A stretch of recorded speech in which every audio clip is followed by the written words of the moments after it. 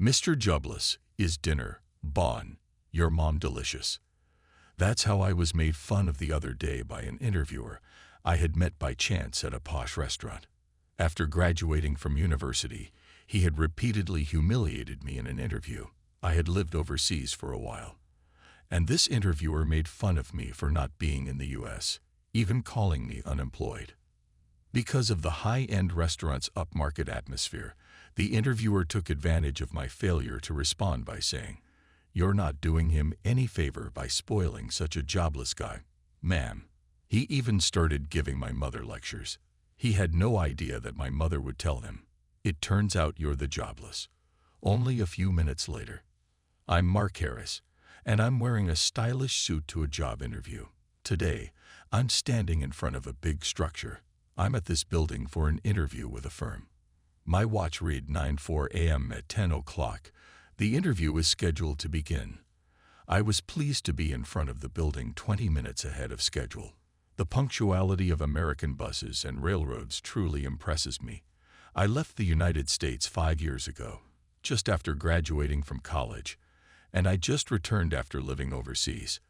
Although I didn't specifically intend to study economics, I enrolled in my university's economics department. I picked an institution that I could easily go to from my house.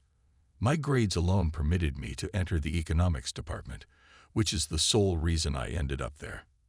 However, I felt increasingly out of place with every class, realizing this wasn't what I wanted. I had a dream, but somehow I had given up on it as unachievable. So I just drifted through university. That's when my mom got a job overseas. She was a career woman, always on the move, so her absence from home was nothing new. Ever since I was young, my mom was often away from home. But I never really felt lonely because my dad was always at home. In contrast to my mother, my father is a writer. He seems to be a popular writer to some extent, but my father is extremely shy and has a hard time being in front of people. He hardly ever appeared in public, earning the nickname the Phantom Writer. Some even speculated the writer for real was a robot, denying his existence. By the way, since my father dislikes having his photo taken, the author's photo for his works is always a picture of the cactus he is growing. Despite their differences, my parents were inseparable. When my mom had to work overseas, my dad simply said that he needed to find his passport and pack their bags, indicating his easygoing decision to accompany her. My dad always boasts that his job can be done anywhere in the world, as long as he has an internet connection. My mom, understanding Dad's nature, said that she had known he'd say that and suggested he renew his passport first if it were overseas. Honestly, I also wanted to go, so I raised my hand and told my mom to take me together. But she immediately rejected it, persuading me of the importance of graduating from university. And just like that, my dream of living overseas was shattered. Even after that, my mom continued to travel all over the world for work, and Dad always went with her. My parents left me and our home in the United States so that I could continue to live there. And they moved overseas at ease. Left alone in the family home, I was initially resentful, but soon resolved to make my own way abroad. Somehow, I managed to graduate from university, and instead of finding a job, I spent time living abroad in France and Italy. During my time in France and Italy, I only worked day jobs and part-time jobs, which makes me realize now that I virtually had no employment history. I don't know why, but belatedly, I couldn't help but feel a flicker of doubt, wondering if everything was going to be all right. With these anxieties in my heart, I reassured myself that everything would be fine because I'd passed the document screening. I then headed towards the company for the interview, once again encouraging myself. "Mr. Harris, please come this way." I checked in at the reception and was guided to a conference room. This time, I'm interviewing with a reasonably large apparel company called Sacra Blooms. The company primarily focuses on products for women and has an overwhelmingly female workforce.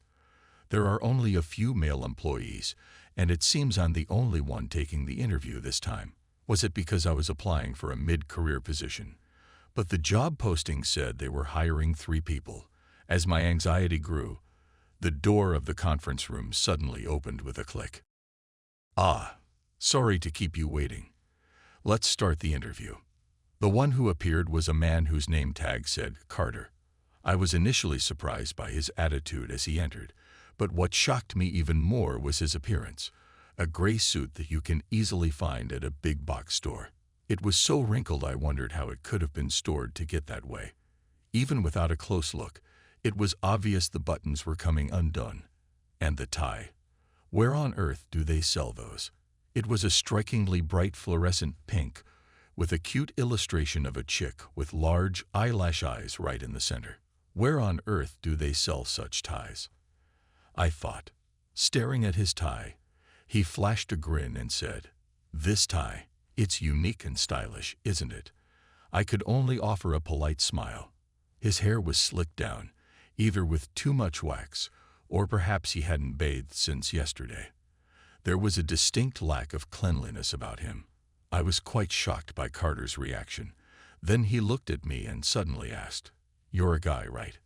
I could only reply with a hesitant, "Yes, I am." I wondered if he mistook me for a woman. "Do you understand that our brand primarily focuses on women's clothing? And still, you applied for the job." "Yes, of course." "Why? There are plenty of men's brands out there. Why did you specifically apply to ours?" "Oh, is the interview already starting?" With that thought, I shared the reasons for my application that I had come up with myself. "I'm interested in working at your company to deepen my knowledge about clothing and fashion." "Oh, okay." A remarkably uninterested response came back. "Is this an interview? What's going on here? What other brands do you know? You're not just aware of our brand, are you?" "Certainly not. If your company targets the same demographic, Hot Cheer, MO, and Earth Shop have recently become popular. They offer products with a casual yet work-appropriate design, incorporating sophisticated colors and styles. If we target a slightly older age group, Ines is popular for its wide range of colors and ease of reuse." When I answered, Carter showed a momentary surprised expression. He had a look on his face as if he didn't expect I had been studying women's apparel brands. "It's a job interview, so you should study for it well." "Well, you should be able to answer that much. Now let's talk about your work history." "What's your work history?"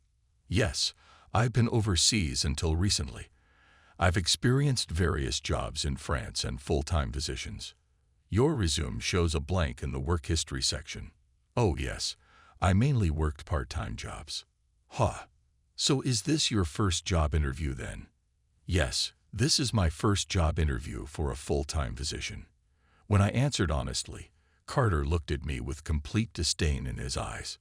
"You were abroad, but you still end up as a part-timer. Were you just living off your parents' money?" "No, it's not like that. I had worked part-time jobs during my university years to save money for my overseas experience. You know, people who say they were mostly abroad are kind of loose compared to us Americans. It's a bit worrying. They might be doing their job with a lack of diligence, and I can't trust them." "Well, I'm also an American, but—" "And you're talking all high and mighty about having been abroad, but that's nothing to brag about. I thought from your appearance that you're a bit weak, and lately there have been too many guys like you. Men should have a strong presence." He started eloquently describing his ideal image of a man. I've been listening, but it's starting to become a bit of a confusing conversation. What on earth am I being told? Besides, I hate to say it, but for a guy to actively pursue a company targeted at women, it seems like you have ulterior motives. If you have nothing like that, then prove it. Even if you tell me to prove it, how am I supposed to prove that you're a guy working in a women's apparel company? Aren't we in the same boat? I thought to myself. But before I could say anything, Carter chuckled and said, "What's the matter?" "Can't answer that." I realized it was hopeless. Even if I miraculously passed this interview, I couldn't work with someone like him. Feeling that way, I briefly said, "I've had enough. I don't want to answer anymore," and stood up. I turned my back to Carter and began walking towards the door of the room. What? Running away? That's what these overseas folks are like. He sneered at me with a smirk on his face. He was a typical, unpleasant person. I wondered if he was trying to provoke me and make me react somehow. Even if I was overseas, I didn't expect to be treated like this. I can't work with someone so discriminatory and biased.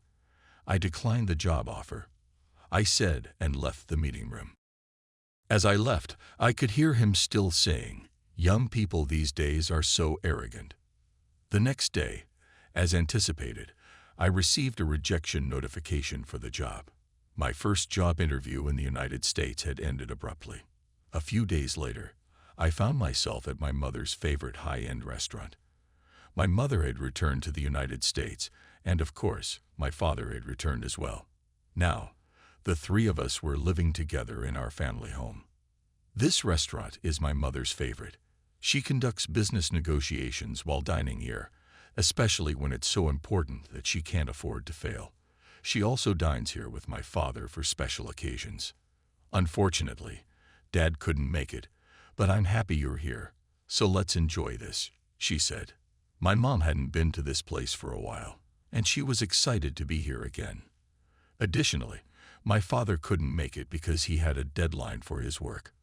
Well, sometimes you don't get a job offer after an interview. Don't lose heart.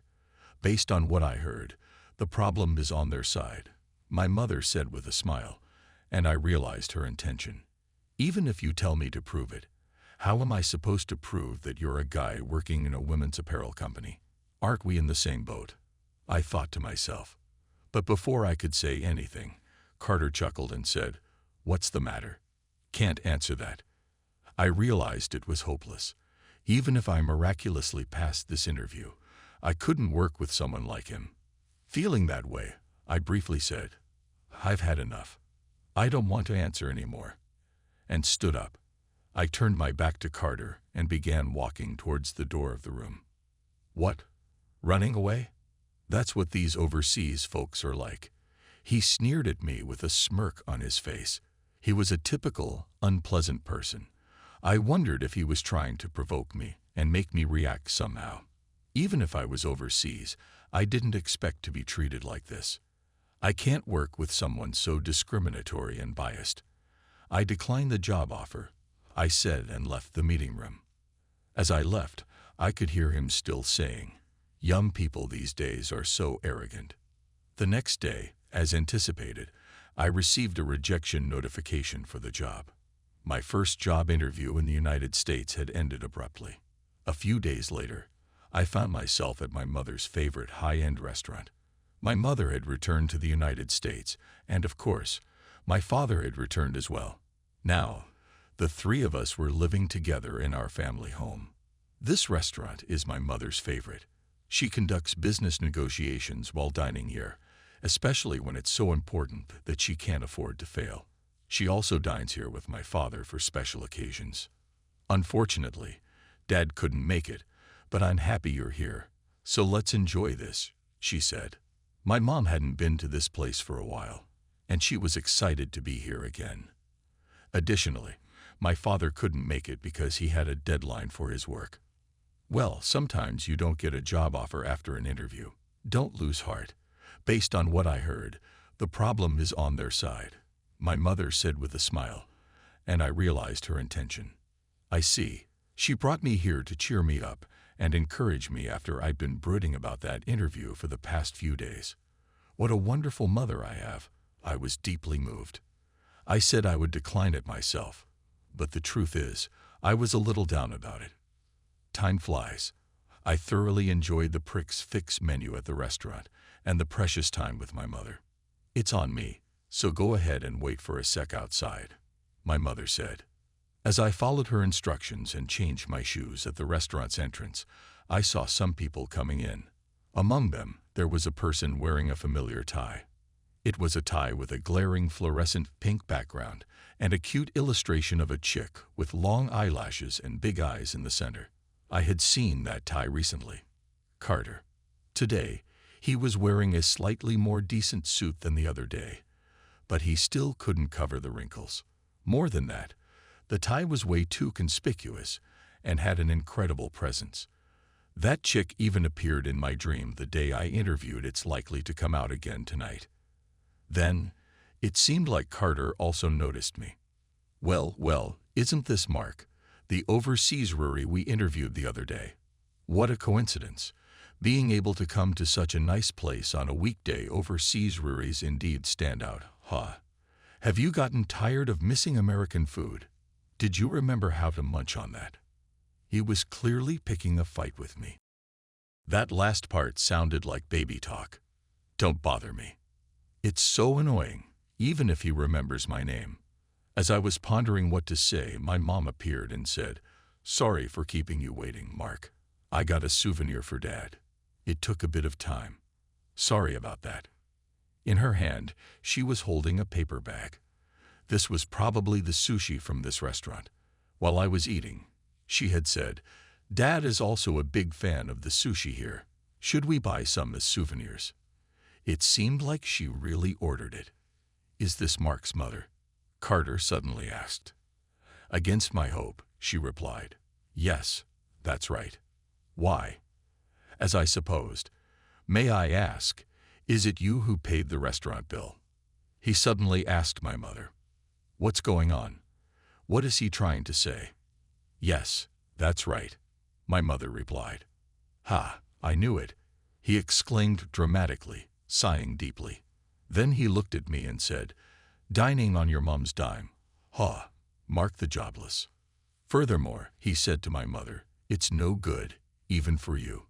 If you spoil this jobless guy, he will turn out worse." My mother and I were left speechless. Carter himself had this attitude like he was saying something great, sporting a smug look. "Mark, is this the person who interviewed you the other day?" "Oh yeah. I don't know why he's here." As my mother and I were secretly discussing this, my mother smiled and said, "Got it. Leave it to me." Oh, this mom's face is dangerous. Battle mode activated. "Excuse me, but who are you referring to as a jobless guy? Of course, you know that's your son. You've really spoiled him to the core. It seems that your son tried to join our company, but unfortunately, he couldn't break out of being jobless." Carter laughed loudly. My mother had a beaming smile on her face, but she was clearly radiating an aura of anger that was palpable. Even I, standing by her side, noticed it. Why doesn't he realize what's right in front of him? "Carter, what's going on?" I heard a male voice coming closer. Looking in the direction of the voice, a man in a suit was approaching. Compared to Carter, his suit was wrinkle-free and looked clean. He was carrying himself in a color that suited him well. At first glance, I got the impression that he was someone in a higher position like a CEO or president. "President Adams, how are you today, sir?" greeted Carter. "Oh, he really is the president." In the next moment, the man addressed as the president looked at my mother and exclaimed, "President Harris." "Oh, President Adams, isn't it? It's been a while. I didn't expect to meet you before the upcoming meeting," my mother said with a beaming smile. President Adams responded, "I would really appreciate your assistance in the upcoming meeting," while bowing graciously. President Adams, no matter how you looked at it, appeared humble toward my mother, and the power dynamic was clearly in favor of my mother. President Adams looked at Carter and said, "Carter, offer your greetings. This lady is President Harris, the head of the Striked Group." The Striked Group. The Striked Group is a company that oversees dozens of apparel manufacturers in the United States. In fact, my mother is the president of the group, holding the position of the head of a so-called major company. The Striked Group. "Oh," Carter muttered. "As I mentioned before, we're going to come under their management. Make sure to greet her properly," President Adams said. "Really? That's news to me," I said to my mom. "That's right. Starting from this spring, we're in the process of moving that forward," my mom replied. Now, oh, President Adams, this is my son," she added. I greeted President Adams in person. "Are you President Harris's son? I'm always grateful for her help. It's a bit embarrassing, but our business has many vulnerabilities, and well, to cover those, she's taking care of it. I see. Although it looked like the business was doing well from the outside, it seemed that wasn't the case in reality. So far, Carter had remained silent. When I looked at him, his face was turning paler than before as President Adams said, "What's the matter, Carter? Why don't you greet my mother?" She cut in with her words. No, it's quite all right. We already exchanged greetings earlier with this gentleman, so there's no need. Besides, Carter is one of your employees, isn't he? My son actually had an interview at your company recently, and it seems they took good care of him, my mother said with a beaming smile. Wow, really? Does that mean your son will be joining our company? That's fantastic news, and it's great to have such strong talent on board. No, it seems my son actually declined the offer on his own. I only heard about it from him, but it seems he didn't quite meet the standards over there, according to the person who conducted the interview. Really? But your son has been overseas? Oh yeah. Unfortunately, it seems he didn't meet your standards, so he didn't seem to have a connection with your company during the interview. Even just now, the interviewer referred to my son as jobless. What? Did our Carter really say something like that? Yes. Well, it's true that my son is unemployed while he's job hunting, so he's somewhat jobless. But it's a bit much for someone to say that, and it makes me wonder about the company's future. When my mother deliberately said that, President Adams turned pale too and glared at Carter. Carter, how dare you? No, President Adams, Carter seemed to be trying to come up with an excuse. But his face was turning increasingly pale, and he was completely stumbling over his words, repeating, "It's not like what you think. If you're interviewed with that kind of attitude, I think no one would want to work here," I chimed in. I didn't know how much President Adams was aware, but Sacra Blooms Incorporated had a reputation not in a good way on job information sites. Some reviews mentioned that there was a harsh interviewer, and even if you passed the interview, C in the HR department had been getting trashed in reviews. Also, the turnover rate was unusually high. That's why I was curious about what it was like, so I decided to try it out. After that interview, I understood. Probably they had been rejecting people in a similar manner all along. I guess, for the past few years, we've been short-handed in a way that's rarely seen. I always thought we had a shortage of manpower, but it seems it was because of him. I left all these things to Carter, so I didn't know anything about the situation. I'm terribly sorry for that. President Adams lowered his head toward me. Judging by his attitude, it seemed he really didn't know about the interview. He wasn't at fault. Even seeing President Adams in this situation, Carter remained silent the whole time. President Adams is someone to look up to. So Carter, why don't you apologize? Seeing the situation get out of hand, I couldn't help but speak up. Suddenly, Carter burst out, "You lazy bum. Don't get smart with someone older than you," and lunged at me. But I easily dodged him with a quick move. Carter slid smoothly and suddenly tumbled onto the floor. Well, President Adams, if this person isn't dealt with properly, our company might not be able to welcome yours. Laughing merrily, my mother spoke, and President Adams nodded solemnly in response. Of course. Carter, you're fired as of today. Lying down, Carter lifted his face, but his complexion had already turned ashen. Oh dear, oh my. It seems like you've become jobless, dear, my mother chuckled at that. A few days later, an article appeared in the financial newspaper with a headline, "Women's apparel manufacturer Sacra Blooms Incorporated joins the strikes group." In addition, several other apparel and textile companies were acquired, leading to more companies coming under the management of the strikes group. Generally, joining a group doesn't change the management lineup of each company, but I heard that Carter was the only one who got fired. Apparently, the reason why Carter conducted interviews in such a manner was simply because he disliked anyone who seemed more competent or superior to himself. He wanted to fulfill the feeling of "I'm the one choosing here." President Adams really trusted Carter, so he left all personnel matters to him, only requiring retroactive reports. "I'll be more involved from now on," he said, reflecting on the situation. Afterward, I ended up joining my mother's company, the Strites Group, as an employee. However, I didn't give up on my own dream. In fact, I was more determined than ever to pursue my dream by working in this company, learning about clothing, and dealing with customers in the stores. A few more years passed, and I handed in my resignation to my mother, who was the president. "President Harris, I'd like to resign." When I said that firmly, my mother looked at me. "Do you already have plans for the next one?" "I want to pursue my own dream. I've made plans for it." "All right. You ought to pursue your passions. Put up a lot of effort, and I'll help you." My mother's statements caused me to quit the Strites Group. Then, at last, I introduced Colo, my ideal brand. From design to sales, I did it all by myself. After graduating from university, I studied for 5 years in France and Italy, where I received training to become a designer. I continued to think about clothing design independently when I was a student at the university's economics department, and I even designed several garments.